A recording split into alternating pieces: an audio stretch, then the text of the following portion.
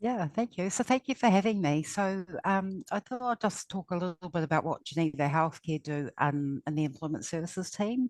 So we've been working in this space for, I think it's nearly around 50 years. So it's been a very long time. We've been helping people with health and disability barriers into employment. And a big part of the work we do is to try and ensure that there's equal opportunities for everyone in the community, and that employers can create diversity in the workplace. Our service is contracted to the Ministry of Social Development, quite a mouthful, and we work to align to the New Zealand Disability Support Network, NZSN, and their practices. So I probably just talk a little bit about the criteria because we have had some recent changes with the contract, but it's quite broad, and we're always happy to have a conversation with everybody. So clients, must want work. That's probably the essential thing, and it's great to be able to connect with the MS Society and to really appreciate that people are going through different challenges and may need to pivot with their careers. So we're a full disability provider, so that means we support people with physical, intellectual, sensory, low to mild mental health. Anxiety is a big one in our community at the moment, so that's definitely an area of growth that we've seen and an area that we're getting better and better in supporting. Um, and we work with people between the ages of 16 to 64. So that's the contracted criteria. So we will generally receive a referral from someone who's interested in hearing a little bit about our service. We will connect with them to understand, their individual factors. Like it might be a little bit about their situation right now, talking about what they've done in the past, understanding what their transferable skills are and what career choices they may want support to work towards.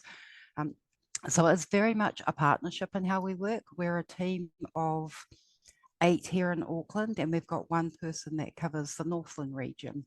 So it really is about connecting with the person we're trying to support, developing that relationship, and making sure we understand what their abilities are, what they want to do, and our ultimate aim is to help support them into meaningful employment. We're not here to just throw people into jobs. We want it to be meaningful, to align to the skills, the knowledge, the growth areas that you want to pursue in life. Um, we are in the picture for quite a period of time. So our contract actually has us available to help with that employment journey for 12 months. So it's quite a big piece of time. And then once you are in work, it's supporting you in for a further 12 months. So that might be things like um, making sure that your well-being's good in work. It might be helping you upskill, or it might be working with you and the employer to get adaptive technology in the workplace or equipment. It could be helping with MSD, any grants or funding that they have to help you go through that process as well. So we do things prior to that. So in the job search space, we work with you to make sure we have a really good understanding of your employment goals. We will often be out talking to employers about what you may want to do, and not just applying for jobs online. That's not how a lot of people get work these days. It's all about the networking, and it's all about job crafting and job creating with employers that um, have great reputations and have great opportunities for people to work and grow in their roles. Um, we also work through a process of making sure that you're connected with community services that may support you enriching your life. We definitely try and take a holistic view of where your life is and what community supports could help and grow and fulfill. Um, we work to understand the business that we might be looking to work with, and if it's supporting you into a role there, do they have a really good support structure in place? What is their culture?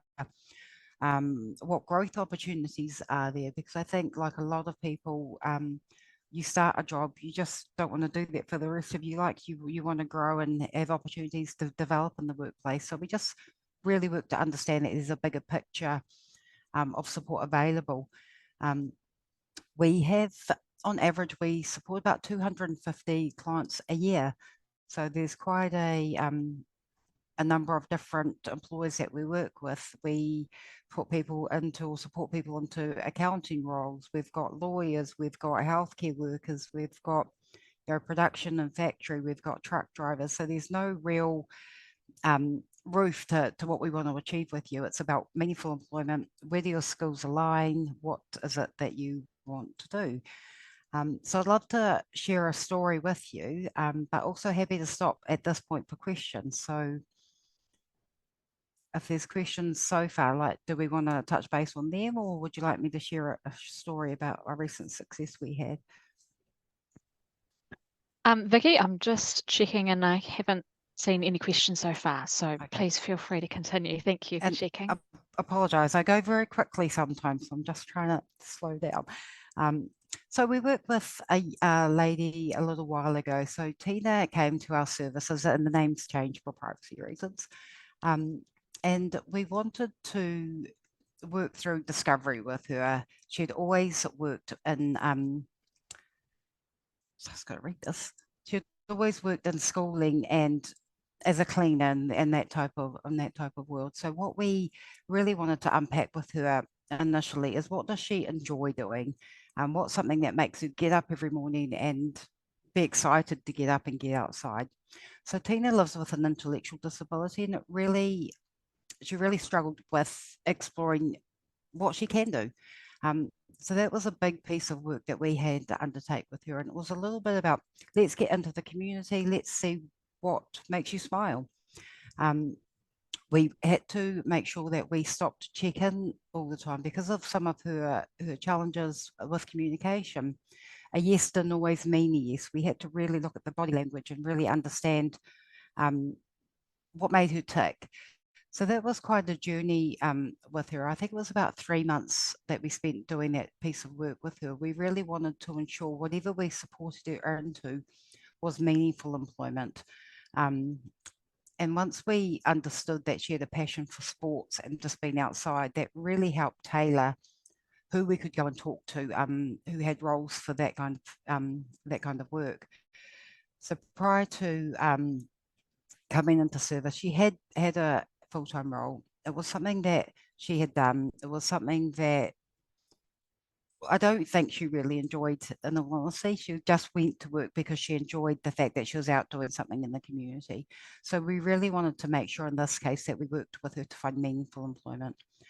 So we undertook some discovery with employers. Who was it in her community that she could travel to that could offer her stable work in, it was quite close to her home. There was quite concern from her caregivers that they didn't want her leaving too early in the morning or coming home too late at night. So it really was an opportunity for us to get out there and talk to employers and actually carve a role that met her need, was outside, had some sporting elements to it. And we actually put her through, it was a local school close to her, and it was working with their,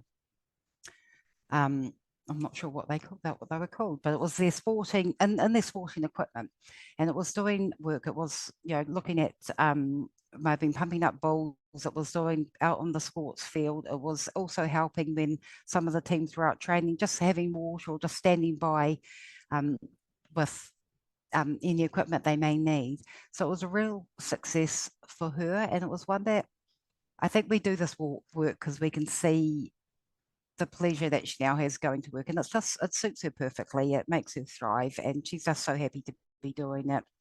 And the employer is very happy with the fit, very happy to create diversity in their workplace. And it's taught the colleagues around her that actually people have value, and it doesn't necessarily look great on paper sometimes, but it, she's thriving, they're thriving as a result. And that was just one we wanted to share with you. So that's all I had for tonight. So really happy to open the floor up to any questions you might have. Yeah. Thank you, Vicky. That's a really wonderful opening and great to have some real life kind of examples as well to draw on to help us all sort of understand more and make it more sense. And it sounds like the job crafting, I think you sort of mentioned. Yeah, it sounds really interesting and very personalised as too, which sounds really perfect. We Yeah. do have a couple of questions already here, and if anyone is happy to, type in any other questions as well to make the most of it, then please, yeah, open up that question and answer and type away as we're chatting. That would be fabulous. Okay, so one of the questions that we've got is, would if you want to change from a physical job, perhaps a trade, for example, um, to something different like project management, can you help with that? I think we absolutely can. I think it's all about understanding what that looks like for the person. So project management to me is probably very different to project management to someone else. So it's just making sure we really understand what that looks like, and also identifying employers that have those opportunities to talk through the reality of the day to day. So definitely, yeah, I think we've got a range of skills in our team, so we're very fortunate. But it's really about unpacking what that looks like and what are the steps to move into that area. Neat. Okay. We do have another one as well, and that one is talking about sort of whether you might be able to help with training and new skills to help get into employment. Yeah. Yes. So there's probably two parts to that, and there could be two ways to interpret that. So if that's training before you start looking for employment, what we would probably do in that case is have a look around what other community supports have that specific training if it's not something we can work towards. But there is also, if you're going into a new field, if there's some basic entry level skills that are needed for that workplace, that is something that we can work alongside MSD to support and help provide. I hope that answers the question. Fabulous. Yes. Well, to our audience, if you've got further questions about Um, those two, then please type those in as well. Yeah.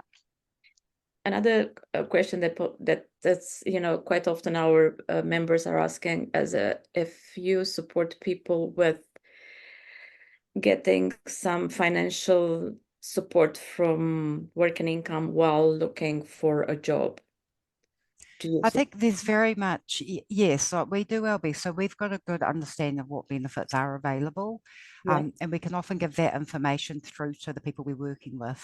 So it may not mean we go into an appointment with a person, but we can definitely give you the information you need to be able to have that conversation. And in some cases, it could be us contacting them on your behalf, especially if it's a transition to work grant, whereas work and income will help pay for clothing and equipment for you to go to work. So there are some things that we absolutely can support, but there's others that we will share knowledge. So I think sometimes going into a work and income, you don't always know what you're entitled to or what's available to you. So it's making sure you've got that knowledge to go in, because that's definitely helpful. Hmm. Fabulous. You mentioned that you have around 250 people supported through employment a year. Yes. Do you have an idea of the average length of time, or do you have any time set? So you help someone for a certain amount for 3 months or for 6 months, and if that all the attempts are unsuccessful or you can't find something, then you close the support offer to this Yeah, person. so we're contracted for 12 months. So to work with Okay. people for 12 months. And we Okay. normally at 6 months might go, okay, is this a good fit? Are we the specialist for, like, for someone who wanted to work in project management? That's probably quite a Mhm. good example. It's like, to the person that we're working with and our job coach, do we have the right skills to really support that?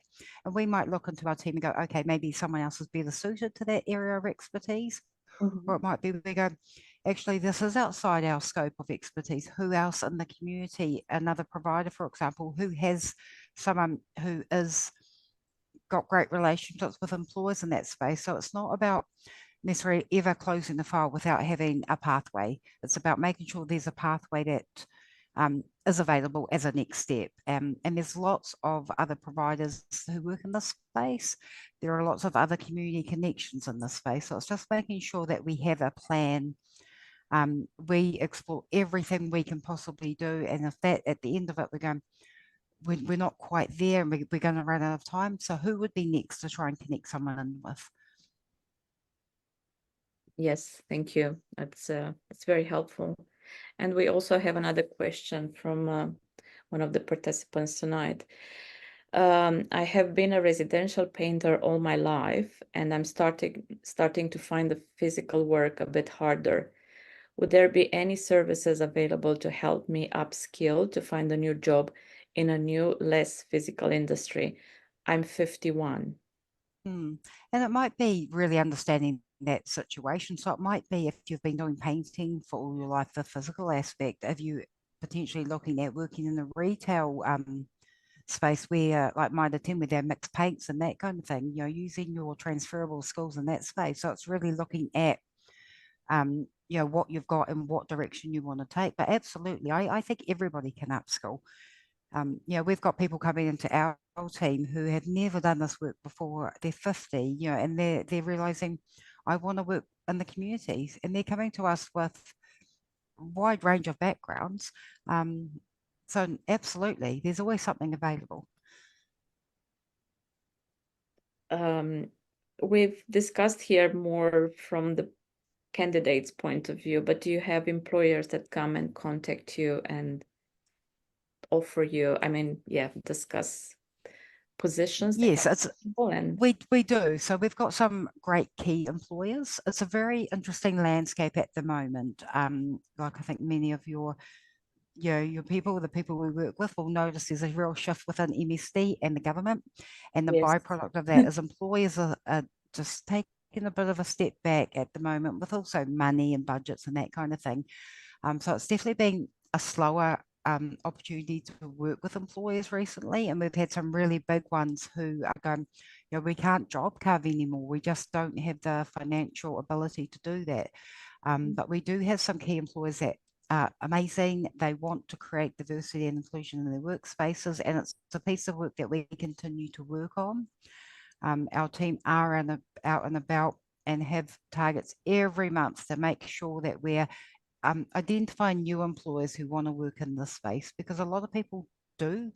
They just don't necessarily have their recruitment processes in place to make it a seamless process as yet. So it's about that education to them about what people with diverse needs bring to their organizations.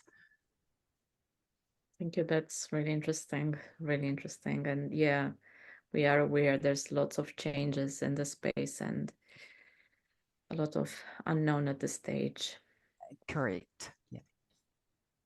So I thought it might be good to sort of ask when's the right time for our members to come your way as well, because like some of the questions, if they're finding work a little bit harder, is that the right time, or do they need requirements to come your way? No, I think we've got criteria we're contracted with the ministry, so we do have criteria. But I think if you've got people who are work ready and ready to start that process, so they don't necessarily need to be looking already, but they've decided they are ready to start their next career or look for their work, that's when they can reach out. So it's not necessarily having to struggle in that area.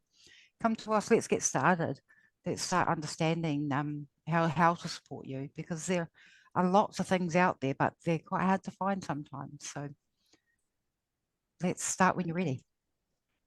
Sounds good. Another very interesting question is what support is there to retain your job when your mobility is declining?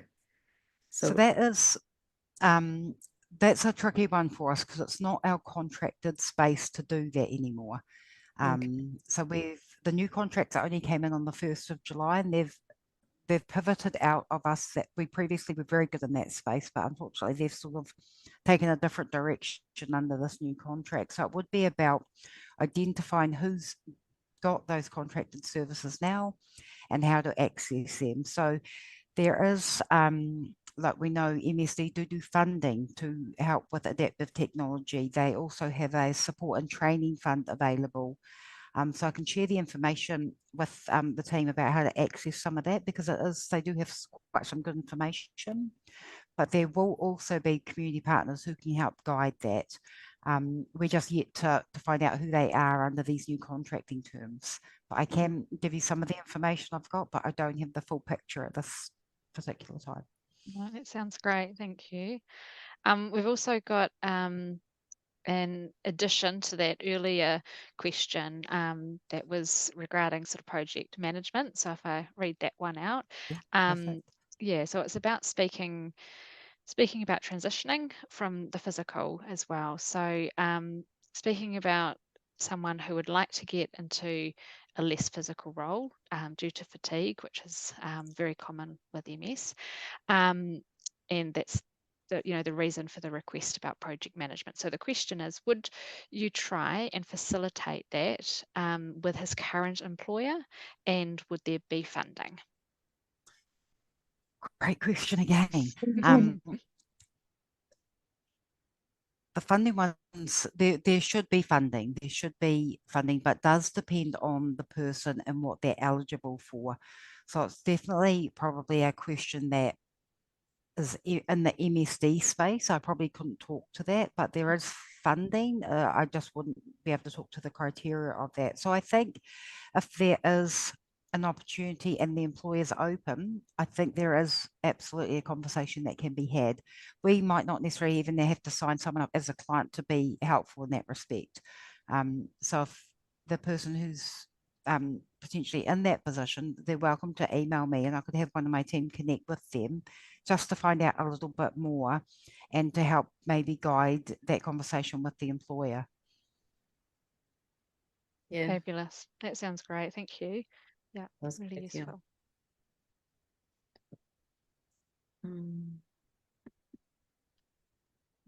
There's any more live questions right this second? Have you got any more, Luminator?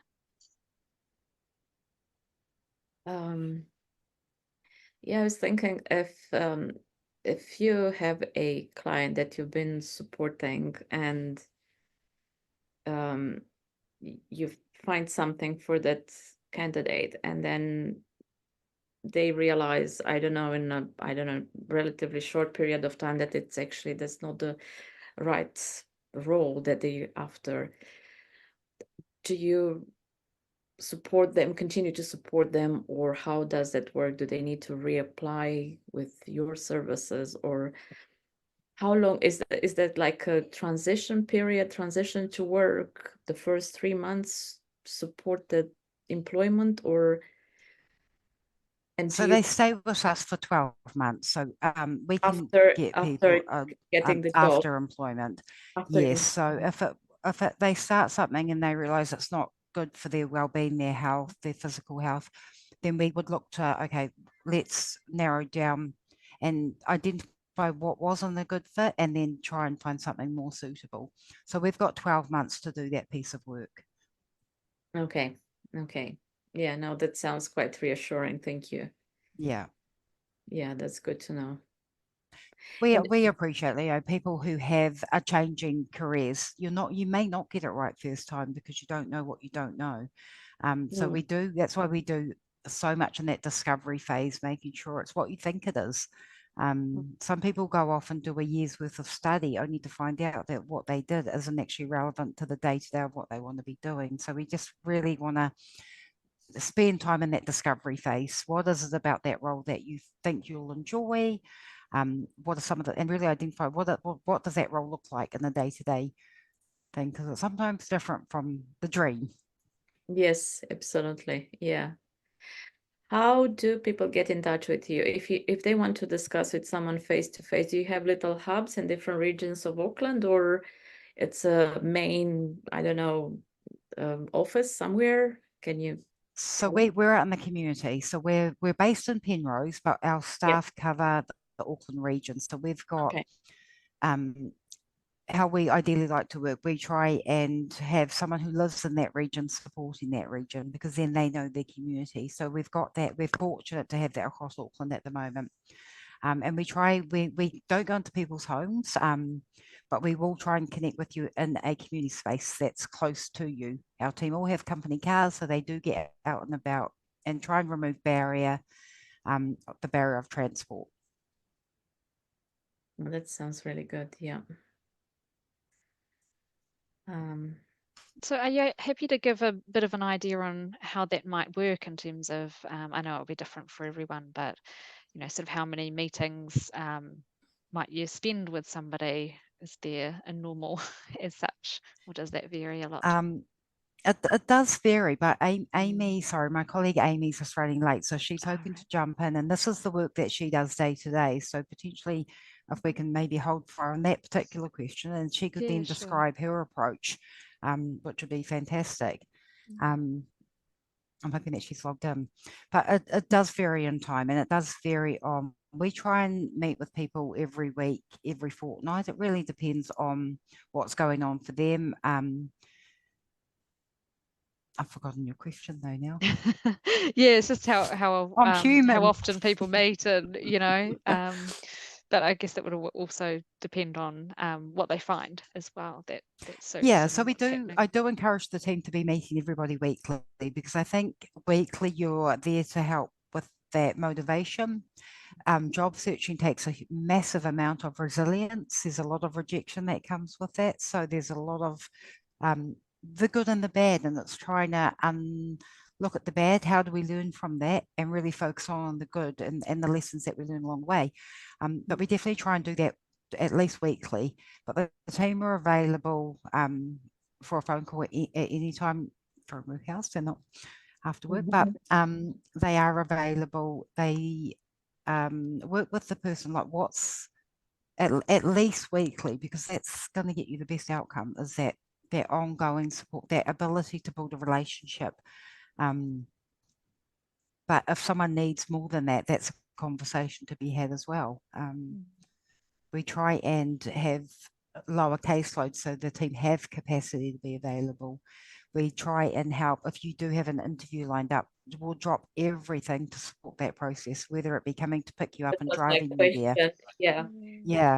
Yeah, that's such an important thing. And interview techniques, and do a little bit of rehearsal and absolutely, yeah, absolutely, yeah. It's nerve-wracking going to an interview, right? Like, it's for some people, you get the terribly nervous to the point that you don't want to go. So it's really important that we meet with you first to prepare you, to make sure that you're comfortable. You know what role you're going for. Like, a lot of people apply for a lot of things, and when they come down to the interview, they're like, oh, I'm not sure I thought it was what I thought. So we do try and take people to their interviews. We can go into the interviews if that's the kind of support that's required of us, or we can just sit outside in the car park and wait for you. We can go and have a coffee afterwards and just debrief how that interview went. If you would like us to follow up with the employer, to find out how it went, or if there's any other supports they may need to get you over the line for the role. We're very open in that space, and I would encourage you, if you are going for interviews, take up the support. Don't do it by yourself. It can be scary. Let us ease some of that pressure and just getting you there, so you don't have to drive on your own and overthink the interview before you're there. Yeah, driving, parking. Yep. Especially here in Auckland, it's horrific. So it's definitely we see the changes in outcomes based on whether we take someone to an interview or not. They're just going into it so relaxed and prepared. Be prepared, and the best way and confident to be prepared as well. is to have support. Yes, yeah. And that's having the ability to be confident. Like, it's very hard with a lot of our clients who suffer anxiety. Low confidence is I would say probably 99% of our clients have low confidence. They've been told no their lives, or no very recently. Just someone to give you that support that you need, just to push you in that direction. I've got Amy joining us now. So Amy, we've just been talking about the work we do on the ground. So the work you do out and about in the community with your clients, the interview preparation, the interview support, Yep. and that support. So do you want to jump in here? I've just broadly outlined it, but you'll probably have a Yeah. lot more great information to share. Yeah. Oh gosh, where to start? Are we talking about from the referral process, or? Yeah, that was one of my questions, the referral process. Yeah, so if you can clarify. So do you take self-referrals and also referrals from? Absolutely. Yeah. Absolutely. Self-referral or referral through a GP, therapist, MSD, all of the above. You guys? Yes, thank you. Yeah, no, that's good to know. Thank you. So after the referral is getting into your services, what's happening? Ideally, we want to make contact with the client as soon as possible. Ideally, maybe 2 days max. Have a discussion, have a pre kind of discussion about what's going on for them, what their circumstances are, work, and then we will organize a time to meet them wherever they're kind of comfortable to meet, out in the community, at the library, not at their house, obviously, for privacy reasons, but somewhere comfortable for them, Yeah. accessible. And then we would have a deep dive discussion about what kind of support they want, what they need, employment goals, how their condition or their health affects them, how it affects work, what kind of, that kind of stuff. Do you want to maybe just share, maybe, when we've enrolled a client, when you're going from a job search perspective, what that meeting would look like? So let's say we've taken them and we've done that discovery element. We've got a really good understanding of what direction they want to go in, where their skill set is, like what a normal job search meeting might be like, because that might be helpful. Obviously it's dependent on every client or each client individually, but if the client identifies that they want to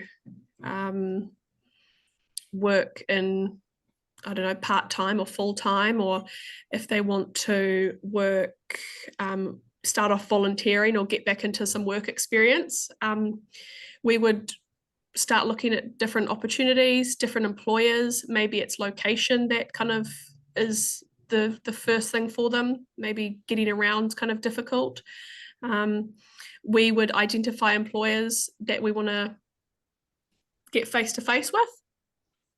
We already have some employers that we have great relationships with, so we usually talk to our clients about those relationships we have and see if they are of interest to the clients. And then we would go face-to-face sometimes. It just depends on each client, really. What else do we do? We talked about like the interview, the stuff we do with interviews. What was that? Sorry. About the stuff we do to try and prepare clients for interview. So we've got, absolutely, interview, the job club. Job club. I run a job club, 2 job clubs per week, where clients come along and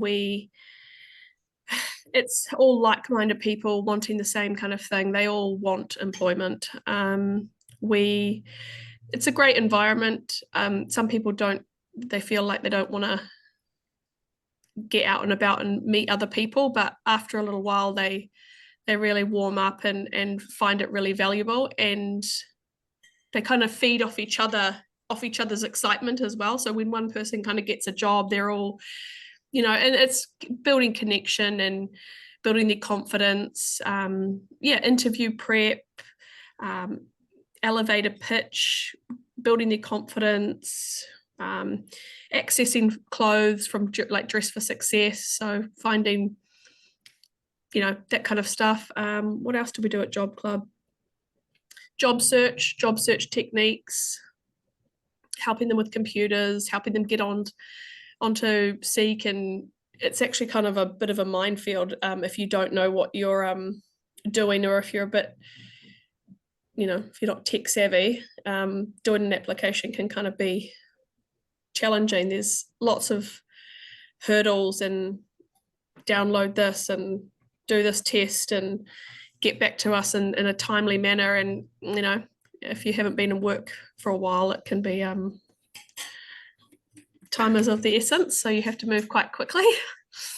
Yeah, what So else? is that something that you help with as well, or Oh, absolutely. guiding with? Yeah. Yeah. So Nice. I sit next to my clients and make sure that their application's done from start to finish. Perfect. Because sometimes there's good intention there, and they want to do the application, but they get stuck, and then an hour goes by or a day goes by, and they haven't got through it. And it's so yeah, sit with the clients, get them done. Interviews, go with them to the interview. It's the biggest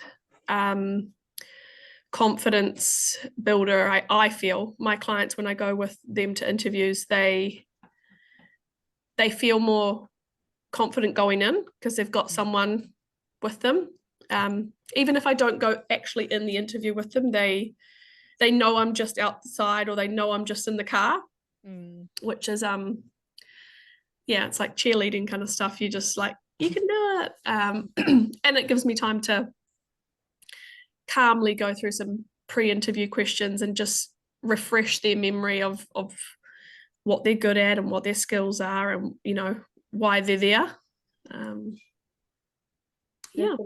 We've got a question here. Very interesting. Is this service only for Auckland?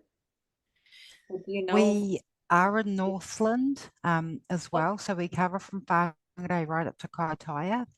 But there are providers like us across New Zealand. There's a lot of them as well. So we're just in Auckland and Northland, but there are providers out there who can absolutely support some of the people in your service. Excellent, thank you. And another question that would be probably more for you, Amy, is what is the success rate for people to get new jobs with mobility issues? As I'm imagining, employers will automatically put you in the sorry, you're not suitable for the job, versus taking on someone with health uncertainty. It is tough. I don't know I can't give you an exact number, but the employers I always say to my clients, the employers that we want to work with are the ones that want to work with you guys, the ones that want to work and be open to employing or being supportive of someone with a health condition or a disability. I've had people say to me before, employers, oh, no, we don't want to hire anyone with a health condition. And I just say, so you don't have anyone that wears glasses, or you don't have anyone that has high blood pressure? It's yeah. Yeah, you're going to get that. It's tough. And that's where, job carving comes in, and job matching, and having really good relationships with the employers. Just, there's so many skills and strengths that shine through past barriers, yeah. It's can be quite tricky. It is, yeah. Sorry, I probably didn't answer your question very well, but no. That's, I think, people happening out there. We don't have any more questions in our Q&A list here. I think there's one here. I don't think we've asked this one. Correct me if I'm wrong. One is, do you know of any companies that are more open to hiring people who want to change a career and might need entry level training? yeah. There's there's the big supermarkets, they're pretty good. I know a couple of manufacturing companies that are pretty good out in Penrose. Bunnings, King's Plant Barn, Compass Group, Adecco. Yeah, there is loads out there. It's just building those right relationships as a job coach with people, and being there to support your client, your candidate, your job seeker. Yeah. No, that sounds great. Thank you.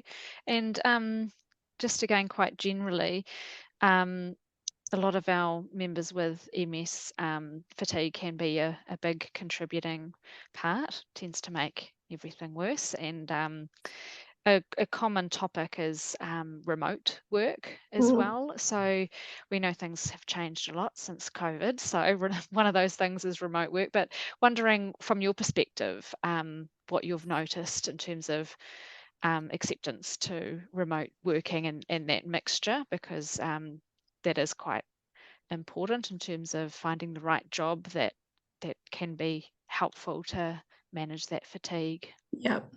Yeah. I have noticed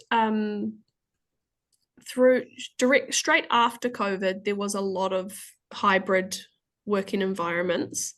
But I have noticed it pulling back a little bit again, going backwards again, which to me, I find it crazy, because if you've got the people that are going to do the work at home and it suits their health, or it works perfectly for them, I don't get why companies wouldn't want that. But I think a few bad eggs have kind of ruined it for other people. So it is tough. There's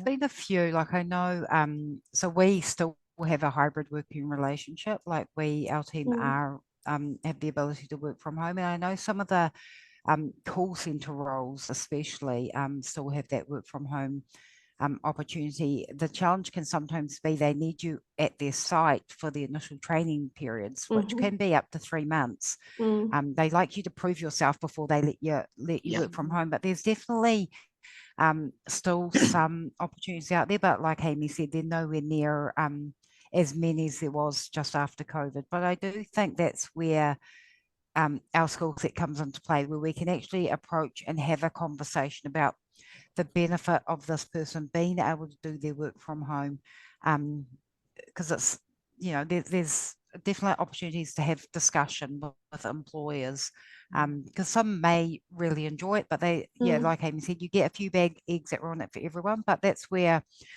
you open that conversation.